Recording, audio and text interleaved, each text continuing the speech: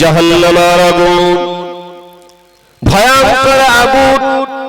সেই আগুনের কথা স্মরণ করো। জাহান্নামে যারা যাবে ওই আযাব সইতে পারবে না বাবা, কঠিন আযাব।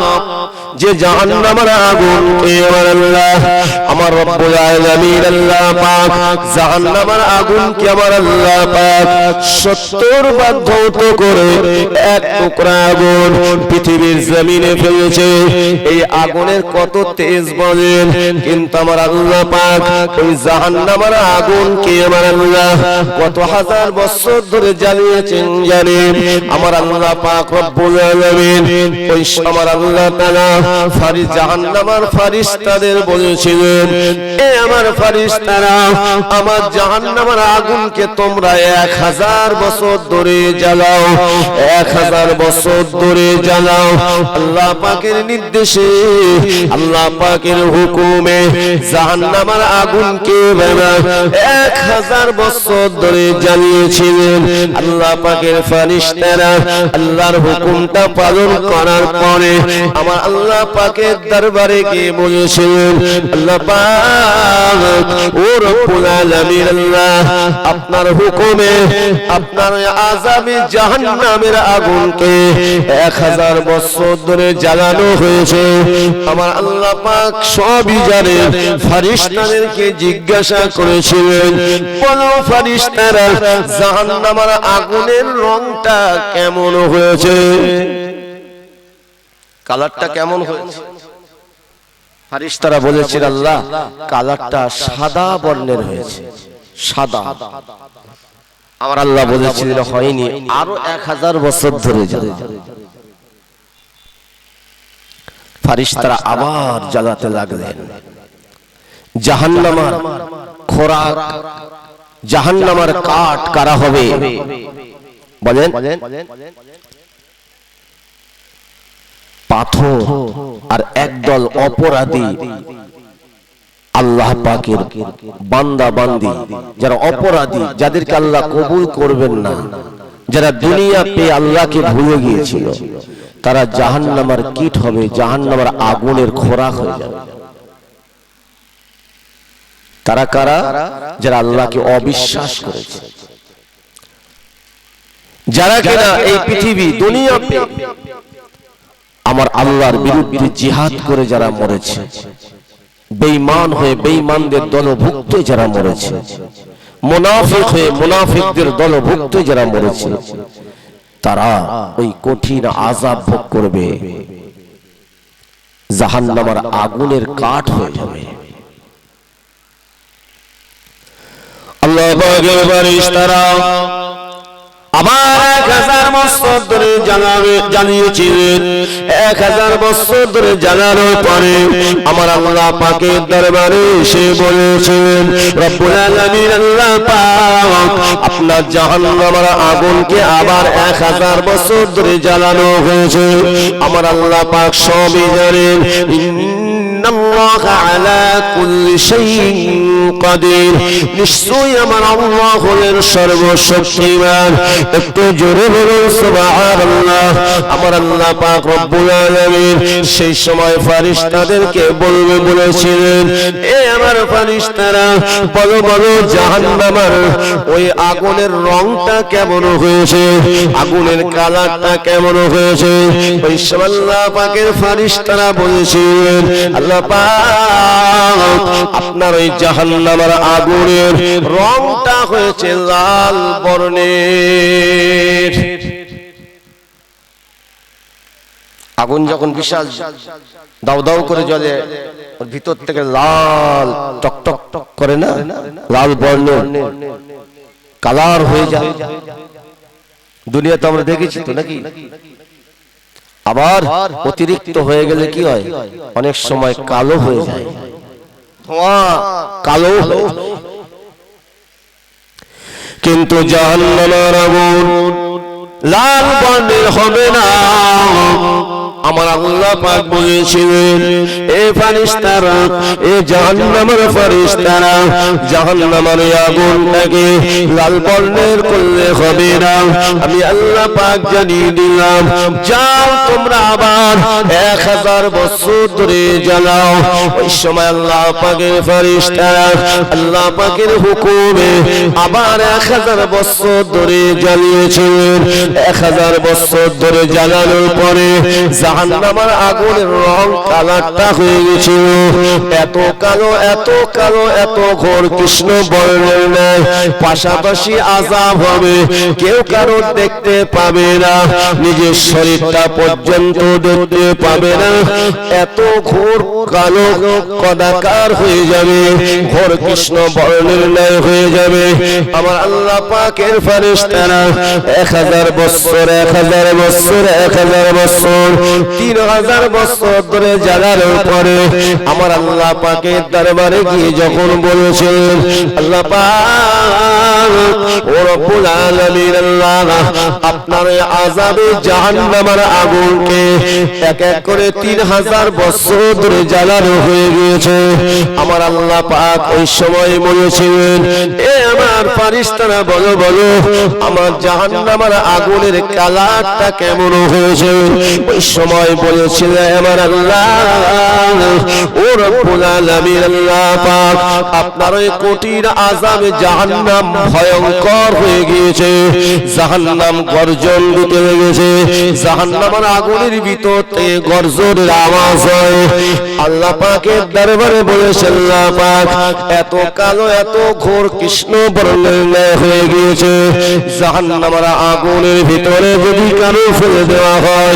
জাহান্নামের আগুনের ভিতরে ফেলে দিলে আর দেখা যাবে না আমার আল্লাহ পাক রব্বুল আলামিন বলেছেন এ আমার ফেরেশতারা আমার ওই জাহান্নামের আগুনকে আর তোমাদের জ্বালাতে হবে না এটাই থাকবে যারা পৃথিবীর জমিনে আমি আল্লাহ পাক আমাকে অবিশ্বাস করবে আমার নিয়ামত খাবে অথচ আমি আল্লাহ আমার শুকরিয়া আদায় করবে না আমি আল্লাহ আমার নিয়ামত দেখবে অথচ তারা আমার জিকির করবে না আমার সৃষ্টিগুলো দেখবে আর তারা শয়তানের তাবেদারি করবে যারা এমন কাজ করবে আমি আল্লাহ তাদের জন্য এই জাহান্নামকে আমি রেখে দিয়েছি সেটা তাদের কর্মের ফলে তারা ফল ভোগ করবে আল্লাহ পাক তাই জানিয়ে দিয়েছেন খবরদার খবরদার তোমরা আমার নিয়ামত পেয়ে জানো নেমো খারামি করবে না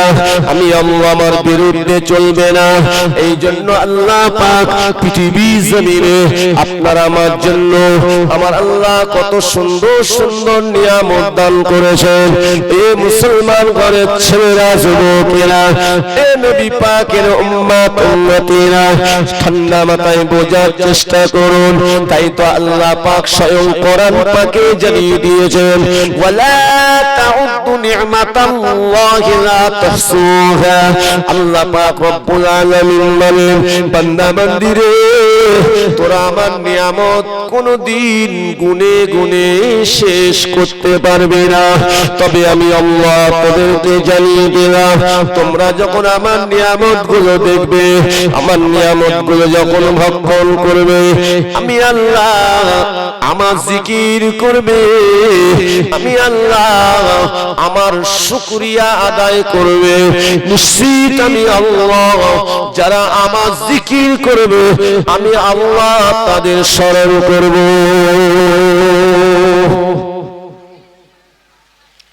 বলেন আল্লাহর নিয়ামত তো খাই আল্লাহর শুকরগুজার কতটা করি প্রশংসা বেশি কার করি দুনিয়ার মানুষকে প্রাধান্য যদি দুনিয়ার মানুষকে দেই আল্লাহর উপরে যদি তাওয়াক্কুল ভরসা না থাকে আমি আপনি পরিপূর্ণ মুমিন মুসলমান হতে পারবো না তাই আল্লাহ বলেন তাওয়াক্কালতু আলাল্লাহ আপনাকে আমাকে তাওয়াক্কুল করতে হবে আল্লাহর উপরে জোরে বলুন সুবহানাল্লাহ ঈমান বিল্লাহ ঈমান বির রাসূল পরিপূর্ণ না হতে পারলে আমি আপনি ইহদিনাস সিরাতাল মুস্তাকিমের উপরে চলতে পারবো না। তাই নামে মুসলমান হলে হবে না, কাজে মুসলমান হতে হবে, নামাজির মতো নামাজি হতে হবে। মুমিন হতে গেলে হারাম ছাড়তে হবে, মুমিন মুমিনা হতে গেলে আল্লাহর কোরআনের হুকুমকে মেনে চলতে হবে। আল্লাহ পাক কোরআনে যেটা নিষেধ করেছেন সেগুলো বর্জন করে চলতে হবে। আমার আল্লাহ দেখবেন না, আমার আল্লাহ পাক তিনি দেখবেন না কিয়ামতের দিন যে আমি দেশের বড় রাজা ছিলাম, বাদশা ছিলাম, ছাড় পাবো না। আমার আল্লাহ দেখবেন না যে আমি দেশের বড় কবি, বড় বৈজ্ঞানিক, বড় পণ্ডিত ছিলাম, আলেম ওলামা ছিলাম, এসব আল্লাহ দেখবে না। আমার আল্লাহ দেখবেন আপনার আমার আমল। কি দেখবেন? আমল। এবং আগে আপনাকে আমাকে ঈমানকে মজবুত করতে হবে এবং আমলটা করতে হবে নেক আমল। কারণ আমল তো দুই প্রকার, একটি নেক আমল, একটি বদ আমল।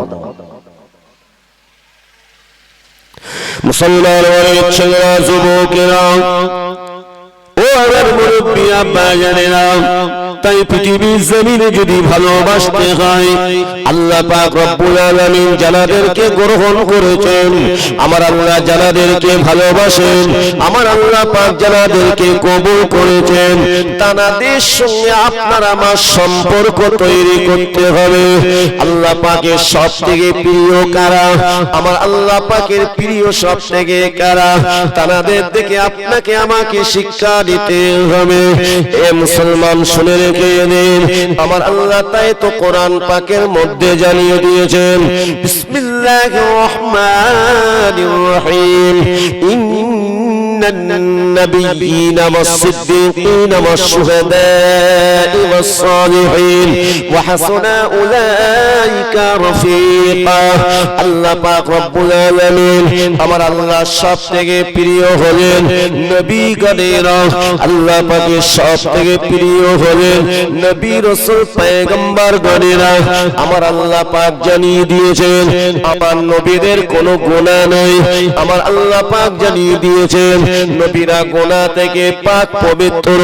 আমার আল্লাহ পাক রব্বুল আলামিন নবীদের সম্মান, নবীদের ইজ্জত আমার আল্লাহ উচ্চ দান করেছেন। আমার আল্লাহ পাক রব্বুল আলামিন নবীদের আখলাক চরিত্রটাকে আমার আল্লাহ পাক উত্তম দান করেছেন। নবীদেরকে আমার আল্লাহ পাক ওহী দান করেছেন, যারা নবী এবং রাসূলের মর্যাদা পেয়েছেন। আমার আল্লাহ তাদের উপরে আসমানি কিতাব আল্লাহ দান করেছেন। নবী রাসূলদের উপরে আল্লাহ পাক রব্বুল আলামিন অলৌকিক শক্তি মুজিজা দান করেছেন। এ মুসলমান শুনে রাখেন, তথাপি আমার আল্লাহ পাক জানিয়ে দিয়েছেন নবী রাসূলগণেরা তারা আমি আল্লাহ আমার জিকির করে। নবী রাসূল পয়গম্বর গণেরা আমার আল্লাহ পাকের জিকির সবথেকে বেশি করেছেন। ঠিক কিনা বলেন? আমাদের নবী রাহমাতাল লিল আলামিন নবীকে আমার আল্লাহ নবীদের নবী, রাসূলগণদের রাসূল করেছেন। আমার আপনার নবীর ইবাদত কতটা ছিল বাবা? এই বর্ণনা দিয়ে শেষ হবে না। কিন্তু আমার নবীকে আল্লাহ পাক কখনোই বলেননি হে নবী আপনার উপরেও আমার ইবাদত ফরজ করে দেওয়া হয়েছে। আমার আল্লাহ আমার নবীকে বলেছিলেন? বলেননি। আল্লাহ আমার নবীকে এটাই বলেছিলেন, ইয়া আইয়ুহার রাসূল, হে আমার রাসূল, বাল্লিগ মা উনজিলা ইলাইকা মির রাব্বিক, আপনার রবের পক্ষ থেকে যেটা অবতীর্ণ হয় আপনি সেটাই প্রচার করুন। কিন্তু আমার নবী কেন এত ইবাদত করেছেন? আমার নবী কেন এত জিকির করেছেন? আল্লাহ নবী দয়াল নবী দুজানি বাদশাহ নবী রহমাতাল লিল আলামিন নবী এত ইবাদত করেছেন, এত নফল নামাজ পড়েছেন। আল্লাহ নবী, দয়ার নবী, নূর নবী এই নফল নামাজ ইবাদত করতে গিয়ে আল্লাহ রাসূলের হাঁটু মোবারকটা ফুলে যেত। আমার নবী পাকের হাঁটু মোবারক থেকে রসানি ঝরে যেত। সাহাবীরা আমার নবীকে বলতো, ইয়া রাসূলুল্লাহ, ইয়া হাবিবাল্লাহ, হুজুর বিয়াদবি মাফ করুন। আল্লাহ পাক, আল্লাহ তাআলা আপনার উপরে তো আমার আল্লাহ ইবাদত ফরজ করে দেয় না। আপনি যদি নামাজ নাও পড়েন, তো আপনি যদি রোজা তো নাও করেন, হুজুর আপনার তো কোনো অসুবিধা, কোনো ক্ষতি হবে না, তথাপি আপনি কেন এত ইবাদত করেন? আল্লাহ নবী, দয়াল নবী বলেছেন, ও আমার সাহাবীরা, ও আমার সাহাবীরা, শুনে রেখে দাও যে আল্লাহ পাক, যে রব্বুল আলামিন আল্লাহ পাক, আমি আমার আল্লাহ পাক আমাকে এত নিয়ামত দান করেছে যে আল্লাহ আমাকে আখিরি পয়গম্বর করে পাঠিয়েছেন, যে আল্লাহ আমাকে রাসূল করে পাঠিয়েছেন। আমি সেই মহান আল্লাহ পাকের শুকরিয়া আদায় করে, আমি আমার আল্লাহর ইবাদত করে, আমি আমার আল্লাহ পাকের জিকির করে, শুধু তাই নয়, কিয়ামতের ময়দানে, হাসরের ময়দানে বান্দা বান্দীদের দলভুক্ত হয়ে আমি রাসূলুল্লাহ কিয়ামতের ময়দানে উঠব। জোরে বলুন সুবহানাল্লাহ। তবে আমার নবীর ওঠাটা সেদিন কাদের জন্য হবে? আমার নবী যে কিয়ামতের ময়দানে উঠবেন, আমার নবী, দয়ার নবী ওঠাটা কাদের জন্য হবে? আমার নবী, দয়ার নবী যেদিন কিয়ামতের ময়দানে উঠবেন, আল্লাহ রাসূল সাল্লাল্লাহু আলাইহি ওয়াসাল্লাম, আমার নবী তো সর্বপ্রথমে আমার নবী কিয়ামতের ময়দানে উঠবেন। প্রথমে যখন আমার নবী না উঠবেন, আমার আল্লাহ কারো কিয়ামতের ময়দানে অন্য কোন নবীদের তুলবেন না। আল্লাহ পাক কোন বান্দা বান্দীদিগকে তুলবেন না। আমার আল্লাহ পাক রব্বুল আলামিন, আমার আল্লাহ তাআলা রব্বুল আলামিন ফেরেশতা জিবরিলকে বলবেন, এ জিবরাইল চলে যাও, আমি আল্লাহ পাক রব্বুল আলামিন জানিয়ে দিলাম আমার হাবিব যতক্ষণ না পর্যন্ত ওই কবর থেকে কিয়ামতের ময়দানে না উঠবে, আমি আল্লাহ আমার অন্যান্য নবী রাসূল পয়গম্বরদের উঠাবো না, এবং আমার বান্দা বান্দী জির ইনসানকে আমি কারো কিয়ামতের ময়দানে উঠাবো না। সর্বপ্রথম আমার নবী উঠবে। যাও জিবরাইল, আমার নবীকে জানিয়ে দাও কিয়ামত শুরু হয়ে গিয়েছে, কিয়ামত শুরু হয়ে গিয়েছে। আল্লাহর ফেরেশতা জিবরাইল আলাইহিস সালাম আমার নবীর দরবারে হাজির হয়ে যাবে। আল্লাহ নবীর দরবারে হাজির হয়ে যাবে। হযরতে জিবরাইল ফেরেশতা আমার নবীকে ডাকতে থাকবে, আসসালামু আলাইকা ইয়া রাসূলুল্লাহ, আসসালামু আলাইকা ইয়া হাবিবাল্লাহ। হুজুর আপনি উঠে পড়ুন, উঠে পড়ুন, কিয়ামত শুরু হয়ে গিয়েছে। আল্লাহ নবীকে বারবার ডাকতে থাকবেন। এই সময় আমার নবী, দয়ার নবী, নূর নবী, আমার ফেরেশতা জিবরাইল সাল্লামের কথা কোনো কর্ণপাত করবেন না। ফেরেশতা জিবরাইল আলাইহিস সালাম শুধু একটাই কথা শুনতে পাবেন, আমার নবী, আমার আপনার নবী আজ জন্য কাঁদছেন, সেদিনও নবী আমার আমাদের জন্য কাঁদতে থাকবেন আর বলতে থাকবেন, ইয়া হাবিবি উম্মতি উম্মতি উম্মতি। জোরে হবে না সুবহানাল্লাহ। আমার নবী আমাদের জন্য কাঁদবেন। কিয়ামতের দিনে আমাদের হিসাব হবে, কিন্তু আমাদের প্রিয় নবী কোন হিসাব হবে? নাউযুবিল্লাহ, না। আমাদের নবী, দয়ার নবীর ওসিলাই তো সব, যে আল্লাহ পাকের দয়ার জান্নাত, এই জান্নাত আল্লাহ যে আমাদের দেবেন, এটাও আমার আপনার নবী সুপারিশ শাফাআতের ওসিলায় আল্লাহ দেবেন। নবীর সুপারিশ শাফাআত যার নসিবে হবে না, আল্লাহ পাকের দয়ার জান্নাত তার নসিবে হবে না। প্রিয় নবী মুহাম্মদুর রাসূলুল্লাহ সাল্লাল্লাহু আলাইহি ওয়াসাল্লাম যখন ফেরেশতা জিবরাইল সাল্লামের কথায় কোনো কর্ণপাত করবেন না, ওই সময় ফেরেশতা জিবরাইল আল্লাহ পাকের দরবারে হাজির হয়ে যাবেন। আমার আল্লাহ পাক সব জানেন, আমার আল্লাহকে বলতে থাকবেন, ও রব্বুল আলামিন আল্লাহ, আপনার প্রিয় হাবিব, আপনার প্রিয় হাবিবকে এত টাকা ডাকলাম, আমার আল্লাহকে বলতে থাকবেন, ও রব্বুল আলামিন আল্লাহ, আপনার প্রিয় রাসূলকে এত টাকা ডাকলাম, আপনার হাবিব, আপনার নবী আমার কথায় কোনো কর্ণপাত করেন নাই। আল্লাহ পাক রব্বুল আলামিন জিজ্ঞাসা করবেন, এ ফেরেশতা জিবরাইল, আমার নবীকে কোনো আওয়াজ দেয় না? কবরের ভিতরে কি আমার নবীর কোনো আওয়াজ শুনতে পাও নাই? ফেরেশতা জিবরাইল সাল্লাম সেই সময় বলবেন, ও আমার আল্লাহ, ও রব্বুল আলামিন আল্লাহ পাক, আপনার হাবিবের জবান মোবারক থেকে শুধু একটা কথা উচ্চারিত হয়, ইয়া হাবিবি উম্মতি উম্মতি উম্মতি। আমার আল্লাহ পাক রব্বুল আলামিন সেই সময় জিবরাইল ফেরেশতাকে বলবেন, এ ফেরেশতা জিবরাইল, তুমি যে আমার হাবিবের কাছে গিয়েছিলে, আমার হাবিবকে কিভাবে তুমি ডেকেছো বলো? তুমি আমার হাবিবকে কিভাবে ডেকেছো বলো? কারণ আমার হাবিবকে আমি আল্লাহ পাক রহমাতাল লিল আলামিন করেছে, আমার হাবিবকে আমি আল্লাহ পাক শাফিউল মুজনাবিন করে পাঠিয়েছে। এ আমার ফেরেশতা জিবরাইল, তুমি কি এইভাবে আমার নবীকে ডেকেছো? না আল্লাহ, আমি এইভাবে ডাকি না।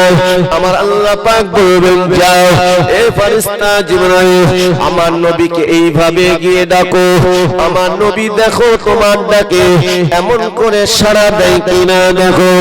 আল্লাহর ফেরেশতা জিবরাইল আবার হাজির হয়ে যাবেন নবী পাকের দরবারে, নবীর রওজা পাকের দ্বারে এসে আল্লাহ নবীকে সালাম দিতে থাকবেন, আসসালামু আলাইকা ইয়া রাসূলুল্লাহ, আসসালামু আলাইকা ইয়া হাবিবাল্লাহ, আসসালামু আলাইকা ইয়া রাসূলুল্লাহ। বলেন আসসালামু আলাইকা ইয়া রাসূলুল্লাহ, আসসালামু আলাইকা ইয়া হাবিবাল্লাহ, ইয়া রাহমাতাল লিল আলামিন, ইয়া শাফিউল মুজনাবিন। হুজুর আপনি কাঁদবেন না, কাঁদবেন না, যে উম্মত উম্মতিদের জন্য আপনি কাঁদতে লেগেছেন, আপনার সেই উম্মত উম্মতিদের হিসাব আল্লাহ নেবেন কিয়ামতের ময়দানে। তাই সর্বপ্রথম আমার আল্লাহ পাক আপনাকে কিয়ামতের ময়দানে উঠাবেন। হুজুর আপনি আর দেরি করবেন না, আমার নবীকে যখন শাফিউল মুজনাবিন বলে ডাক দেবেন, আমার নবীকে যখন রাহমাতাল লিল আলামিন নবী বলে ডাক দেবেন, ফেরেশতা জিবরাইল যখন শাফিউল মুজনাবিন বলে ডাক দেবেন, সঙ্গে সঙ্গে আমার নবী রওজা পাক থেকে উঠে পড়বেন। জোরে বলুন, কিয়ামতের ময়দান কোনটা হবে বাবা? এই দুনিয়াটাই হবে কিয়ামতের ময়দান। এখানে আমি আপনি চাষবাস করছি, এর ফল আল্লাহ এখানেই দেবে, ঠিক কি না? যে যেমন কাজ করবে সে তেমন ফল পাবে, সে তেমন ফল পাবে। আল্লাহ পাক রব্বুল আলামিন, আমার আল্লাহ তাই কোরআন পাকের মধ্যে জানিয়ে দিয়েছেন, ইয়াউমা ইযিন ইয়াসদুরুন নাসু আশতাতান লিইউরাউ আমালহুম। আল্লাহ পাক রব্বুল আলামিন তিনি কোরআন পাকের মধ্যে জানিয়ে দিয়েছেন, ইয়াউমা ইযিন ইয়াসদুরুন নাসু আশতাতান লিইউরাউ আমালহুম। আল্লাহ পাক রব্বুল আলামিন সমস্ত মানুষের হিসাব আল্লাহ নেবেন। কেমন হিসাব আল্লাহ নেবেন? কিয়ামতের দিন আল্লাহ পাক জানিয়ে দিয়েছেন। তারপরে আয়াতে আল্লাহ বলছেন, ফামাই ইয়ামাল মিসকালা যাররাতিন খায়রান আল্লাহ পাক রব্বুল আলামিন বলবেন, এ বান্দা বান্দিরে, কিয়ামতের দিনে তোমার জীবনের আমল যেখান থেকে তোমার উপরে আমার হুকুম ফরজ হয়ে গেছে, মৃত্যুর আগ পর্যন্ত সব হিসাবটা লিপিবদ্ধ থাকবে। আল্লাহ পাক রব্বুল আলামিন জানিয়ে দেন, বান্দা বান্দিরে, তোমার এই জীবনের আমলের ভিতরে যদি তুমি সরিষা পরিমাণ নেক কাজ করে থাকো, সেটাও তোমার আমল নামাতে তুমি দেখতে পাবে।